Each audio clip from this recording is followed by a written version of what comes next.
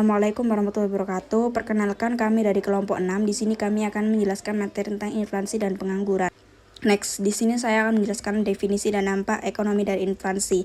Inflasi sendiri adalah suatu kondisi dalam perekonomian di mana terjadi kenaikan harga-harga barang dan jasa secara umum dan terus-menerus dalam jangka waktu tertentu. Dalam buku Economics, inflasi dijelaskan sebagai peningkatan dalam indeks harga, terutama indeks harga konsumen, dan juga GDP deflator yang mencerminkan tingkat harga agregat dalam perekonomian. Inflasi dapat dibedakan berdasarkan tingkat keparahannya. Yang pertama ada inflasi ringan, yaitu inflasi 1 digit per tahun relatif stabil dan masih dapat dikendalikan.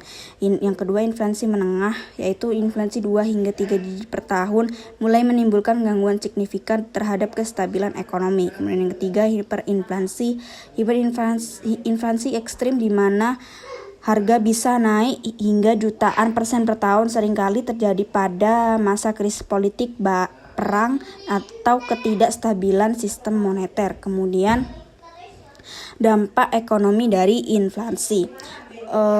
Yang pertama adalah redistribusi pendapatan dan kekayaan. Orang dengan pendapatan tetap seperti pensiunan dan pegawai tetap akan rugi karena harga naik tapi gaji mereka tetap.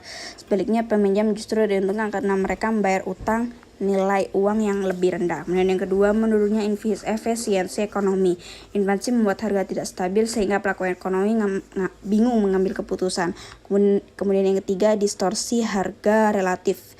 Harga tidak lagi mencerminkan kelangkaan atau barang sebenarnya. Yang keempat, distorsi sistem pajak. Orang bisa naik kelas pajak karena pendapatan nominal naik, padahal daya beli tidak naik. Kemudian yang kelima, ketidakpastian dan penurunan investasi. Pengusaha bingung menghitung biaya dan proyeksi pendapatan. Yang keenam, ketidakstabilan makroekonomi. Inflasi tinggi membuat masyarakat kehilangan kepercayaan pada uang lokal. Jadi, inflasi bukan hanya soal harga naik, tetapi ia bisa mempengaruhi distribusi pendapatan, keputusan investasi, hingga kestabilan ekonomi negara. Oke, selanjutnya saya akan menjelaskan tentang teori inflasi modern. Next. Nah, yang pertama adalah harga dalam kerangka agregat supply dan agregat demand atau ASAD, atau bisa disebut permintaan agregat dan penawaran agregat. Jadi, beberapa inflasi itu tidak hanya berasal dari satu sumber saja dan bisa terjadi karena berbagai alasan. Beberapa inflasi berasal dari sisi penawaran, sedangkan yang lain berasal dari sisi permintaan. Model ASAD atau agregat supply dan agregat demand digunakan untuk menganalisis tingkat harga dan output dalam perekonomian. Nah, hal-hal yang mempengaruhi tingkat inflasi antara lain adalah ekspektasi atau harapan inflasi atau expected inflation, di mana inflasi akan cenderung lebih stabil jika tidak ada guncangan. Contohnya adalah Amerika Serikat yang stabil di 3% selama 3 dekade terakhir. Nah, inflasi ini hanya akan berubah jika terganggu oleh faktor-faktor tertentu seperti perubahan permintaan agregat atau harga minyak dan komoditas yang tajam. Tingkat inflasi yang diharapkan ini telah menjadi bagian dari kesepakatan upah, perencanaan fiskal pemerintah, dan kebijakan moneter. Konsep lain yang penting adalah tingkat inflasi inti yang tidak termasuk perubahan harga makanan dan energi. Meskipun inflasi cenderung bertahan pada tingkat yang sama, sejarah menunjukkan bahwa adanya guncangan ekonomi bisa mendorong inflasi naik atau turun dari ekspektasi yang ada. Berbagai faktor ekonomi seperti perubahan harga minyak, hasil panen yang buruk, atau pergerakan nilai tukar juga dapat mempengaruhi inflasi dari tingkat yang diharapkan. Lalu selanjutnya adalah inflasi tarikan permintaan yang terjadi ketika permintaan agregat naik lebih cepat daripada kapasitas produksi, mengakibatkan harga naik untuk menyeimbangkan permintaan dan penawaran, dan jika pengangguran turun, maka upah dan inflasi akan turut meningkat. Nah, gambar ini menunjukkan proses inflasi tarikan demand yang sudah saya cantumkan gambar kurvanya, di mana peningkatan pengeluaran mendorong keseimbangan ekonomi naik, menyebabkan kenaikan harga inflasi. Lalu selanjutnya adalah inflasi dorongan biaya atau cost push inflation dan slagflasi, yang disebabkan oleh kenaikan biaya produksi. Hal ini berdampak pada kurva AS bergeser ke atas, yang berarti output turun dan harga dan inflasi naik. Lalu menyebabkan slagflasi atau kondisi di mana inflasi dan pengangguran itu tinggi. Lalu apa sih peran ekspektasi dalam inflasi ini? Nah, inflasi ini memiliki momentum yang kuat karena harga dan upah diterapkan berdasarkan ekspektasi kondisi ekonomi masa depan. Ekspektasi tinggi atau rendah terhadap inflasi cenderung terwujud secara otomatis. Ketika perusahaan dan pekerja memproyeksikan kenaikan harga upah, mereka akan memperhitungkan laju inflasi dalam keputusan mereka. Proses penetapan upah dan harga juga dipengaruhi oleh survei perusahaan lokal dan kondisi pasar tenaga kerja. Modifikasi ekspektasi inflasi dan penyesuaian harga memerlukan waktu dan cenderung berubah hanya jika terjadi guncangan ekonomi. Lalu selanjutnya adalah tingkat harga versus inflasi. Nah, peningkatan dalam permintaan agregat cenderung akan menaikkan harga, sedangkan pergeseran ke atas pada kurva agregat supply akibat kenaikan upah dan biaya-biaya lain juga menyebabkan kenaikan harga. Namun, pergeseran yang tak terduga pada kurva agregat demand atau agregat supply dapat berdampak signifikan pada harga dan inflasi. Seperti contohnya adalah pergeseran ke kiri pada kurva agregat demand karena kontraksi moneter yang bisa mengakibatkan resesi. Meskipun tingkat harga jauh di bawah potensi, perekonomian masih dapat mengalami inflasi karena momentum inflasi yang ada. Hal ini menunjukkan bahwa guncangan penawaran atau permintaan dapat menurunkan harga di bawah level yang seharusnya. Namun, perekonomian tetap dapat mengalami tingkat inflasi. Next.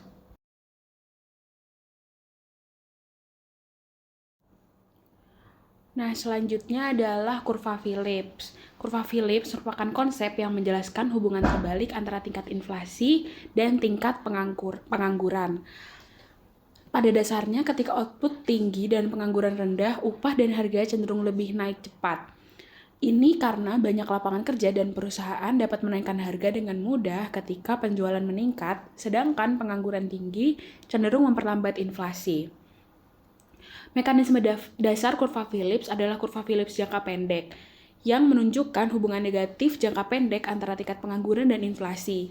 Akan tetapi, ketika pengangguran rendah, permintaan tenaga kerja akan tinggi, upah dan harga akan cenderung naik, begitupun sebaliknya.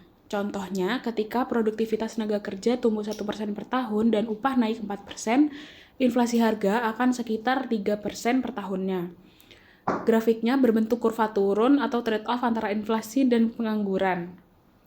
Lalu selanjutnya adalah konsep NAIRU atau the Non-Accelerating Inflation Rate of Unemployment, yang merupakan tingkat pengangguran di mana inflasi stabil, tidak mempercepat ataupun memperlambat. Jika tingkat pengangguran di bawah NAIRU, maka inflasi akan cenderung naik, dan sebaliknya, NAIRU mencerminkan keseimbangan antara tekanan permintaan atau low unemployment dan penawaran atau high unemployment. Lalu selanjutnya adalah pergeseran kurva Phillips. Pergeseran dari jangka pendek ke jangka panjang terjadi melalui mekanisme ekspektasi. Ekspansi ekonomi yang menurunkan pengangguran di bawah NAIRU awalnya meningkatkan inflasi, tapi seiring waktu, pekerja dan perusahaan menyesuaikan ekspektasi inflasi mereka sehingga kurva Phillips jangka pendek bergeser ke atas. Sebaliknya, resesi meningkatkan pengangguran di atas NAIRU dapat menurunkan inflasi dan ekspektasinya.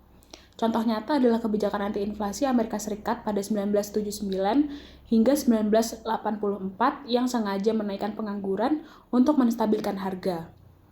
Nah, meskipun NAIRU merupakan konsep penting dalam makroekonomi, sangat sulit untuk menemukan nilai tepatnya. Untuk mengukur NAIRU, berbagai penelitian melakukan teknik statik canggih dan hasilnya berbeda-beda tergantung pada periode dan negara. Konsep NAIRU seringkali dikritik dan beberapa ekonom mempertanyakan stabilitas NAIRU, terutama setelah inflasi dan pengangguran yang rendah di beberapa negara.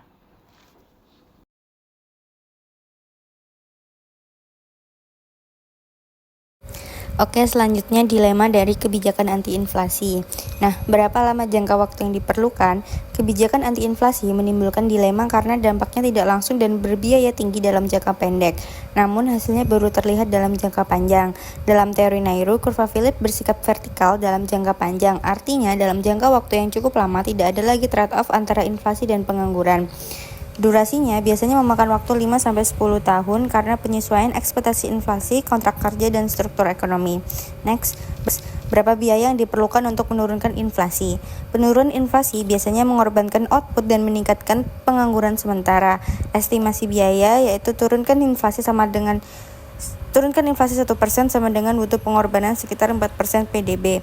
Menurut kurva Phillips, inflasi hanya bisa ditekan jika pengangguran dinaikkan sementara di atas tingkat normal. Semakin datar kurva Phillips, semakin besar pengangguran dan kerugian output yang diperlukan. Next, kredibilitas dan inflasi.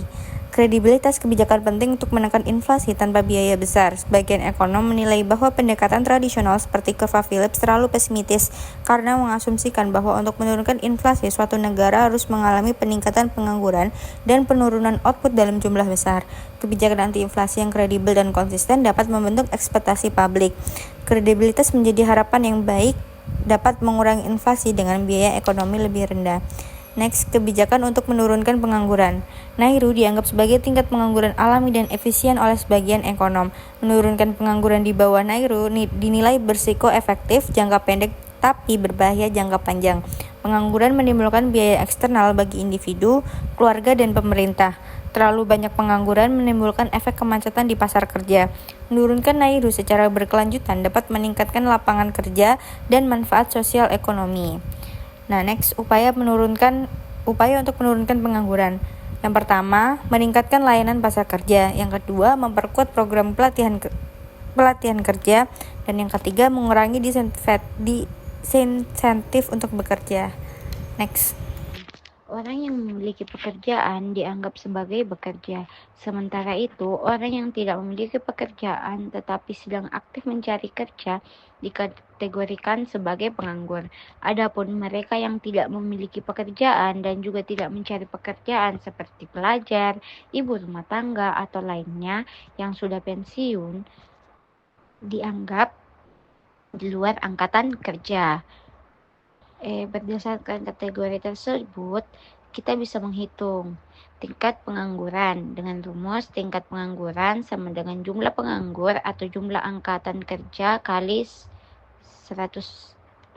Artinya, tingkat pengangguran menunjukkan berapa persen dari total angkatan kerja yang belum mendapatkan pekerjaan. Pengukuran ini sangat penting karena dapat memberikan gambaran kondisi pasar tenaga kerja serta menjadi acuan dalam merancang kebijakan ekonomi dan tenaga kerjaan. Mengukur pengangguran. Orang yang memiliki pekerjaan dianggap sebagai bekerja. Sementara itu, orang yang tidak memiliki pekerjaan tetapi sedang aktif mencari kerja dikategorikan sebagai penganggur. Adapun mereka yang tidak memiliki pekerjaan dan juga tidak mencari pekerjaan seperti pelajar, ibu rumah tangga, atau lainnya yang sudah pensiun dianggap di luar angkatan kerja. Berdasarkan kategori tersebut, kita bisa menghitung tingkat pengangguran dengan rumus tingkat pengangguran sama dengan jumlah penganggur atau jumlah angkatan kerja kali 100%. Artinya, tingkat pengangguran menunjukkan berapa persen dari total angkatan kerja yang belum mendapatkan pekerjaan. Pengukuran ini sangat penting karena dapat memberikan gambaran kondisi pasar tenaga kerja serta menjadi acuan dalam merancang kebijakan ekonomi dan ketenaga kerjaan. Hukum Okun. Nah, hukum ini menjelaskan hubungan antara pertumbuhan ekonomi dan tingkat pengangguran. Yang pada intinya, hukum ini menyatakan bahwa setiap penurunan 2% dari produk domestik bruto PDB real dibandingkan dengan PDB potensial akan menyebabkan kenaikan tingkat pengangguran sekitar 1 poin persentase. Contohnya, jika PDB suatu negara yang awalnya 100% dari kapasitas potensialnya kemudian menurun menjadi 98%, maka tingkat penganggurannya akan naik sekitar 1%. Artinya, ketika ekonomi mengalami kontraksi dan tidak mampu beroperasi pada kapasitas sepenuhnya, maka tenaga kerja yang tidak terserap akan semakin banyak. Hukum Okun membantu kita memahami antara pertumbuhan ekonomi yang lambat tidak hanya berdampak pada pendapatan nasional, tetapi juga akan langsung mempengaruhi lapangan kerja dan kesejahteraan masyarakat. Meskipun hukum ini bersifat empiris dan angkanya bisa berbeda antar negara, prinsip dasarnya tetap sama, yakni ketika ekonomi melemah, pengangguran cenderung meningkat. Interpretasi ekonomi. Yang pertama, pengangguran keseimbangan. Ketika orang menjadi penganggur secara sukarela, berpindah dari satu pekerjaan ke pekerjaan lain, disebut juga pengangguran friksional karena orang-orang tidak dapat berpindah pekerjaan secara instan. Pengangguran ini disebut keseimbangan karena perusahaan dan pekerja berada pada kurva penawaran dan permintaan mereka. Pasar berfungsi dengan baik. Semua pekerja yang ingin bekerja dapat memperoleh pekerjaan, dan perusahaan yang ingin mempekerjakan pekerja dapat menemukannya. Disebut pengangguran sukarela karena orang menganggur lebih memilih kondisi itu dibandingkan opsi lain di pasar tenaga kerja. Sumbu vertikal menunjukkan upah per jam dalam dolar, sumbu horizontal menunjukkan jumlah tenaga kerja. Terdapat pula kurva permintaan dan kurva penawaran. Ada titik keseimbangan E, yakni perpotongan antara kurva penawaran dan permintaan. Jumlah pekerja yang dipekerjakan ada pada garis A ke E. Meskipun pasar dalam keadaan seimbang, beberapa orang ingin bekerja jika upah lebih tinggi. Para penganggur yang direpresentasikan oleh segmen EF dikatakan menganggur karena memilih untuk tidak bekerja pada upah pasar, termasuk pengangguran keseimbangan karena mereka tidak bekerja atas pilihan mereka sendiri setelah mempertimbangkan upah pasar. Penganggur yang direpresentasikan oleh segmen EF dikatakan menganggur karena memilih untuk tidak bekerja pada upah pasar, termasuk pengangguran keseimbangan karena mereka tidak bekerja atas pilihan mereka sendiri setelah mempertimbangkan upah pasar. Selanjutnya yaitu pengangguran disequilibrium. Pengangguran ini terjadi ketika pasar tenaga kerja atau perekonomian secara keseluruhan tidak bekerja dengan baik. Beberapa orang yang berkualitas dan bersedia bekerja dengan upah berlaku justru tidak dapat menemukan pekerjaan. Nah, di sini ada dua macam. Yang pertama, pengangguran struktural. Terjadi karena ketidaksesuaian antara penawaran dan permintaan tenaga kerja. Terjadi karena permintaan terhadap jenis tenaga kerja tertentu meningkat sementara permintaan terhadap jenis lain menurun dan pasar tidak dapat menyesuaikan dengan cepat. Yang kedua adalah pengangguran siklis, yakni terjadi karena permintaan tenaga kerja secara keseluruhan menurun akibat resesi ekonomi seperti yang dijelaskan dalam teori siklus bisnis Keynesian. Nah, ketika permintaan tenaga kerja menurun, upah pasar itu akan menjadi lebih tinggi dari upah yang menyeimbangkan pasar. Dengan tingkat upah yang terlalu tinggi, ada lebih banyak pekerja berkualitas yang ingin bekerja dibandingkan jumlah lowongan yang tersedia. Jumlah pekerja yang ingin bekerja dengan upah ditunjukkan oleh titik G pada kurva penawaran, tetapi perusahaan hanya ingin mempekerjakan pekerja. Terjadi surplus tenaga kerja karena upah melebihi tingkat equilibrium. Pekerja penganggur pada garis putus-putus HG merupakan pengangguran disequilibrium atau pengangguran tidak sukarela, yaitu pekerja berkualitas yang ingin bekerja dengan upah yang berlaku tapi tidak bisa mendapat pekerjaan. Sebaliknya, jika upah berada di bawah tingkat equilibrium, terjadi kekurangan tenaga kerja. Perusahaan tidak dapat menemukan cukup pekerja untuk mengisi lowongan. Kemudian dasar ekonomi dari upah yang kaku. Skala upah biasanya diterapkan untuk periode kontrak 3 tahun. Selama periode tersebut ada penyesuaian dalam upah jika kekurangan atau kelebihan muncul dalam pekerjaan tertentu. Ketidakfleksibelan biaya untuk menyesuaikan upah dan harga muncul karena biaya mengelola kompensasi. Setiap kali upah atau gaji ditetapkan, setiap kali tunjangan tambahan diubah, perjanjian kompensasi sebelumnya juga diubah. Beberapa pekerja akan merasa perubahan tersebut tidak adil. Yang lain akan mengeluh tentang proses yang tidak adil. Dan keluhan mungkin muncul. Sebagian besar upah di ekonomi pasar diatur oleh perusahaan atau kontrak. Upah dan gaji jarang disesuaikan karena ada biaya negosiasi dan penetapan upah. Ketika pasokan atau permintaan tenaga kerja berubah karena upah yang kaku, reaksi utamanya adalah dalam jumlah tenaga kerja yang dipekerjakan daripada upah. Sistem ini mungkin tampak tidak efisien karena tidak memungkinkan penyesuaian sempurna dari upah untuk mencerminkan penawaran dan permintaan. next yaitu isu pasar tenaga kerja. Siapa yang menganggur? Nah, kita dapat mendiagnosis kondisi pasar tenaga kerja dengan membandingkan tahun di mana output berada di atas potensinya dengan tahun resesi berat. Perbedaan antara tahun-tahun ini menunjukkan bagaimana siklus bisnis mempengaruhi jumlah sumber, durasi, dan distribusi pengangguran. Tabel di atas menunjukkan statistik pengangguran untuk tahun-tahun tertinggi dan terendah. Dua kolom pertama menunjukkan tingkat pengangguran berdasarkan usia, ras, dan jenis kelamin. Data menunjukkan bahwa tingkat pengangguran dari tiap kelompok cenderung meningkat selama resesi. Dua kelompok terakhir menunjukkan bagaimana total pengangguran tersebar di antara kelompok-kelompok tersebut. Distribusi pengangguran antar kelompok tidak banyak berubah selama siklus bisnis. Pekerja non-kulit putih cenderung mengalami tingkat pengangguran lebih 2 kali lipat dibandingkan pekerja kulit putih, baik pada masa resesi maupun ekspansi. Hingga tahun 1980-an, perempuan cenderung memiliki tingkat pengangguran lebih tinggi daripada laki-laki, tapi dalam 2 dekade terakhir perbedaannya tidak terlalu signifikan. Remaja yang memiliki pengangguran friksional tinggi umumnya memiliki tingkat pengangguran jauh lebih tinggi dibandingkan orang dewasa. Selanjutnya, durasi pengangguran. Nah, gambar di atas menunjukkan durasi pengangguran di Amerika Serikat antara 2000 hingga 2007. Di pasar tenaga kerja Amerika Serikat, sebagian besar pengangguran bersifat jangka pendek. Pada tahun 2003, sepertiga dari penganggur hanya menganggur kurang dari 5 minggu dan pengangguran jangka panjang cukup jarang terjadi. Di Eropa, karena mobilitas lebih rendah dan hambatan hukum yang lebih besar terhadap perubahan ekonomi, pengangguran jangka panjang pada pertengahan 1990-an mencapai 50% dari total pengangguran. Pengangguran jangka panjang merupakan masalah sosial serius karena sumber daya keluarga seperti tabungan, asuransi, pengangguran, dan dukungan emosional satu sama lain mulai habis setelah beberapa bulan. Kemudian sumber pengangguran. Gambar di atas menunjukkan jawaban orang ketika ditanya apa penyebab mereka menganggur, membandingkan tahun resesi 1982 dengan tahun lapangan kerja penuh 2000. Selalu ada pengangguran friksional yang berasal dari perpindahan tempat tinggal atau tahap kehidupan. Perubahan besar dalam tingkat pengangguran selama siklus bisnis terutama disebabkan oleh peningkatan jumlah orang yang kehilangan pekerjaan. Sumber ini meningkat besar dalam 2 resesi karena 2 alasan. Pertama, karena jumlah orang yang kehilangan pekerjaan meningkat. Yang kedua, karena mereka membutuhkan waktu lebih lama untuk menemukan pekerjaan baru.